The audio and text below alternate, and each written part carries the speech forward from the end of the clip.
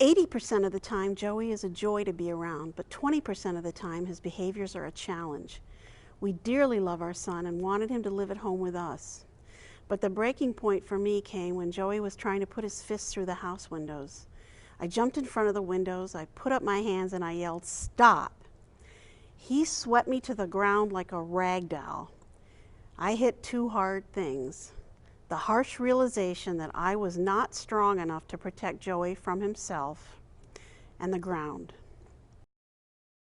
The only services made available to us were the community group home waiver services.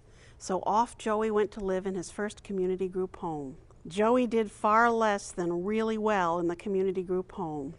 His life became a living hell. The typical way to handle kids like Joey is to call 911, and that usually means a stint in the psych ward. In 4 years, Joey was in and out of 5 psychiatric wards. Life in the group home was a life of junk food, restraints, and inadequate supervision. They even took him to see the movie 50 Shades of Grey. The psych units were a hell of their own. 21 different medications. Some left him with Parkinsonian-like tremors. One caused him to develop female-like breasts. Life in the community group home for Joey isn't what you may think, and it surely wasn't anything to do with the community. He seldom left the home at all, and when he did, it was just to get in the van and go for a van ride. It was very isolated, segregated, and restrictive. Joey was so painfully lonely, he would call us 18 times a day just to hear a friendly voice. I stumbled onto the existence of Pennsylvania State Centers accidentally. I was so impressed. They told us to get into a state institutional center for his needs. We needed to get a lawyer.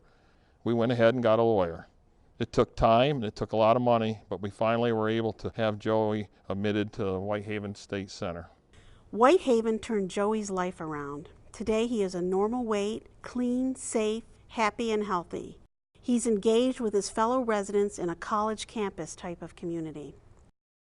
There are some very fine group homes out there for a certain type of clientele.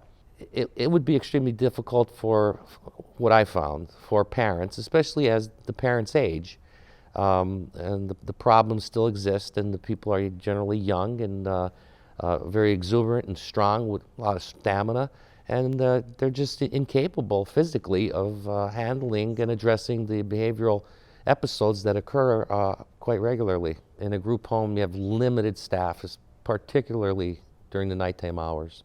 Some psychiatric episodes are so severe that they threaten the safety of the public. So the police would be summoned, and it would be at the discretion of the police officer, as opposed to Whitehaven Center, who deals with those episodes internally. You have people there that can address the behavioral episodes and the behavioral issues. We also have intense behavior support plans, which are written by professionals along with our psychiatric people. Every resident frequents the community with staff. They recognize the efforts of the individuals in the vocational settings for their productivity and for the prideful things that they accomplish. In a Whitehaven Center setting, I believe the individuals there are safer and more productive.